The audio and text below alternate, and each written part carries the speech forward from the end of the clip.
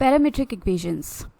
जैसा कि नाम से ही पता चलता है कि यहाँ पर किसी पैरामीटर का यूज़ होगा, लेकिन सबसे पहले हम ये जानने की कोशिश करते हैं कि पैरामीट्रिक इक्वेशंस की ज़रूरत ही क्या है। हम ये जानते हैं कि कार्टेशियन कोऑर्डिनेट सिस्टम में एक्स एक्सिस और वाई एक्सिस, जो कि 2D कार्टेशियन कोऑर्डिनेट सिस्टम है, उसके अंदर किसी ग्राफ को प्लॉट करने के लिए हम फंक्शन की मदद लेते हैं। हम प्रत्येक फंक्शन के ग्राफ को प्लॉट कर सकते हैं। जो फंक्शन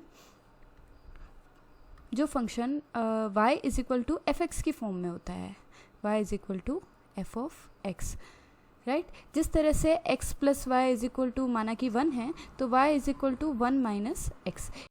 तो y is equal to 1 minus X function को हम इजीली कार्टेशियन कोऑर्डिनेट सिस्टम में ड्रॉ कर सकते हैं, जैसा कि हम करते आए हैं। लेकिन अगर अब मैं आपके सामने एक इक्वेशन लिखती हूँ, Y square is equal to X minus 4 माना कि, तो यहाँ पर y की हमारे पास दो वैल्यूज़ प्राप्त होगी, y is equal to under root X minus 4। इसका अर्थ है कि y is equal to positive of x minus 4 and y is equal to negative of under root X minus 4। ये दो फंक्शंस हमको मिलेंगे। अगर हमको X square is equal to X minus 4 का ग्राफ ड्रॉ करना है, तो हमको इन दोनों फंक्शंस का ग्राफ ड्रॉ करना होगा, और कंबाइंड ग्राफ जो होगा इन दोनों का, वो पूरा मिला के, दोनों का ग्राफ मिला के X square is equal to X minus 4 का ग्राफ हमको मिलेगा। तो हम यहाँ देख सकते हैं कि पावर बढ़ने के साथ हमारी कॉम्प्लेक्सिटी बढ़ती जा रही है। इसी के साथ अगर मैं कोई अनदर एग्जाम्पल लेती हूँ, y4 minus Y cube is equal to X की पावर 4 माइनस 2xy प्लस 4। अगर हम इस तरह की किसी इक्वेशन का ग्राफ प्लॉट करना चाहते हैं, तो हमारी कॉम्प्लेक्सिटी और भी बढ़ जाएगी, क्योंकि यहाँ पर हमको y की 4 वैल्यूज़ मिलेगी, 4 फंक्शंस हमको मिलेंगे, और हमको उन चारों को ड्रॉ करके और इस इक्वेशन का ग्राफ निकालना पड़ेगा। इसी के साथ अगर आपको मैं एक ग्राफ प्लॉट करके बताती हूँ। माना कि कोई पार्टिकल P है जो कि समय के साथ x और y डायरेक्शन में मूवमेंट कर रहा है, जैसा कि हम यहाँ देख सकते हैं। ये पार्टिकल P टाइम के साथ इस तरह की गति कर रहा है। अगर हम इस कर्व को फंक्शन के रूप में लिखना चाहें, तो हम वर्टिकल लाइन टेस्ट को यूज़ करते हैं। हम इस कर्व के ऊपर वर्टिकल लाइन टेस्ट यूज़ करते हैं, मतलब x के परपेंडिकुलर एक वर्टिकल लाइन अगर हम ड्रॉ करते हैं, it should be perpendicular and straight, तो हम देखते हैं कि ये इस कर्व को 1 2 3 4 एंड 5 पॉइंट्स पर कट कर रही है। लेकिन वर्टिकल लाइन टेस्ट ये कहता है कि x की एक वैल्यू के लिए फंक्शन की y की एक ही वैल्यू हमारे पास मिलनी चाहिए, पर यहाँ पर हमारे को 5 वैल्यूज़ मिल रही हैं। इसका मतलब ये है कि यहाँ वर्टिकल लाइन टेस्ट फेल हो जाता है।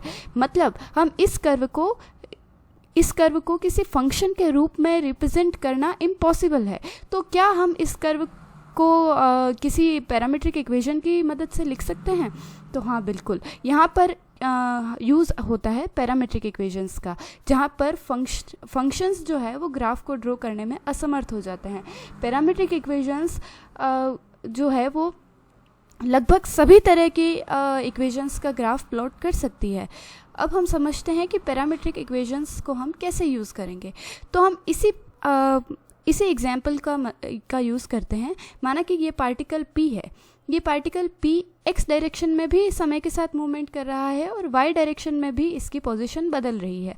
माना इसका अर्थ ये है कि x कोऑर्डिनेट में ये जो मूवमेंट कर रहा है वो भी समय पर डिपेंडेंट होगा। मतलब x को अगर हम f ऑफ t ले लें और y को भी y डायरेक्शन में मूवमेंट भी इसकी टाइम पर डिपेंडेंट होगी, तो y इज इक्वल टू कोई फंक्शन g ऑफ t ले लिया जाए और फिर समय की अलग अलग वैल्यूज़ के साथ x और y की अलग अलग वैल्यूज़ निकाली जाए, और फिर हमारे पास जो वैल्यूज़ आएगी x, y, उसकी मदद से हम इस ग्राफ को आसानी से ड्रॉ कर सकते हैं। आइए अब हम पैरामीट्रिक इक्वेशंस को एक एग्जाम्पल की मदद से समझते हैं। यहाँ पर एग्जाम्पल 1 दे रखा है, sketch and identify the curve defined by the parametric equations. हमको x is equal to T square minus 2t और y is equal to t plus 1 जो पैरामीट्रिक इक्वेशंस दी है x और y की, उनकी मदद से ग्राफ स्केच करना है और आइडेंटिफाई करना है कि वो ग्राफ कैसा होगा। तो आइए देखते हैं टी की अलग अलग वैल्यूज़ के साथ एक्स और वाई की क्या वैल्यूज़ आती हैं। माना कि टी इज़ इक्वल टू हम 0 लेते हैं, समय 0 है। हाँ, यहाँ समय की जगह किसी और पैरामीटर का भी यूज़ किया जा सकता है, तो हमेशा टी को समय कहना अप्रोप्रिएट नहीं होगा। माना कि टी 0 है तो x की वैल्यूज़ आएगी 0 - 0, that is x will be 0, and y is equal to 0 + 1, that is y will be 1. So if t is equal to 0, then we get x, y points will be equal to 0, 1. इसी तरह से t की अलग अलग values के लिए यहाँ table में x और y की अलग अलग वैल्यूज़ हमने पहले ही निकाली हुई है। t को हमने -2 से 4 तक लिया है, उसके लिए x और y जो है वो अलग अलग वैल्यूज़ हमारे पास सामने आई है।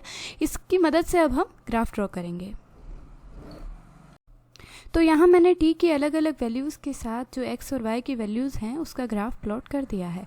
मतलब जब t -2 था तो हमको x की वैल्यू 8 और y की वैल्यू -1 मिल रही थी, जो कि यहाँ पर होगा।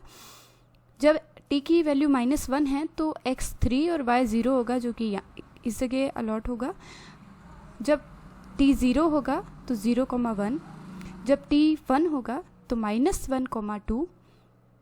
जब t 2 होगा तो 0, 3, t 4, देन 8, t 3 होगा तो 3, 4, x का 3 और y का 4, और इसी तरह से t 4 पर 8, 5।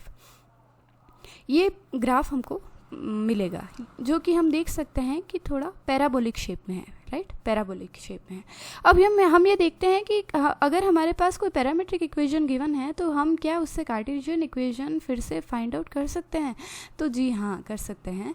यहाँ पर अगर हम इन दोनों वैल्यूज़ दोनों का पैरामीट्रिक इक्वेशंस जो है x is equal to T square -2t दे रखा है और y is equal to t + 1 दे रखा है, तो यहाँ से हम अगर t की वैल्यू फाइंड आउट कर लें, t is equal to y - 1 होगा, और इसको अगर इक्वेशन 1 में रखें तो देखते हैं क्या आता है। x is equal to y - 1 का होल स्क्वायर -2 y - 1। इसको फर्दर सॉल्व करने पर हमारे पास मिलेगा x is equal to y square -2y + 1 -2y + 2। Then we will get x is equal to y square -4y + 3।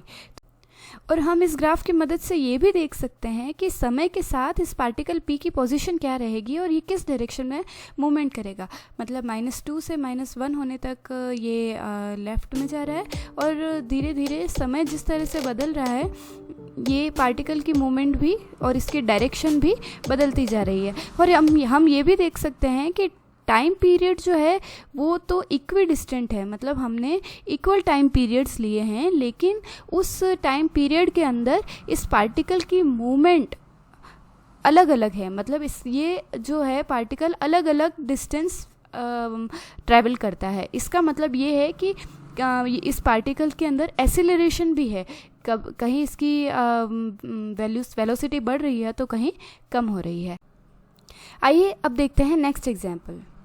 What curve is represented by the following parametric equation? x is equal to cos t and y is equal to sin t।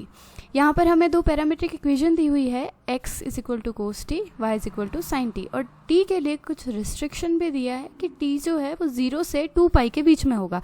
मतलब obviously t जो है वो angle होगा, right. तो हम देख लेते हैं t is equal to 0, t 0 पर x is equal to cos of 0, और cos 0 होता है 1, और y की वैल्यू क्या आएगी, y is equal to sine of 0, that will be 0। इसी तरह से जब t is equal to let us assume π/2, then x will be cos π/2, that will be equal to 0, and y will be sin π/2, that will be equal to 1. So here we get the coordinates 1, 0, and here we get 0, 1. Next, if t is equal to let us assume pi, then x will be equal to cos pi and y is equal to sin pi, and we know that cos pi is equal to negative of 1 and sin pi is equal to 0.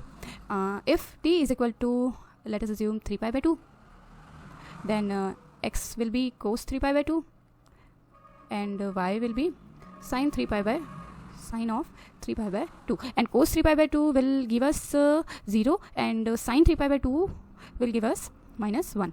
And if we take t is equal to 2 pi, then we can see that cos of 2 pi is equal to again 1, and y is equal to sin of 2 pi, that will be 0.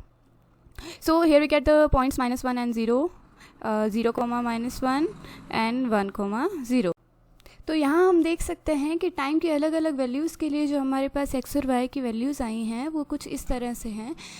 ये जो points हमने draw किए हैं कुछ इस तरह से हैं, 1 comma 0, 0 comma 1, -1 comma 0 and 0 comma -1, और अगेन 1 कोमा 0, मतलब ये जो पॉइंट है वो रिपीट होगा.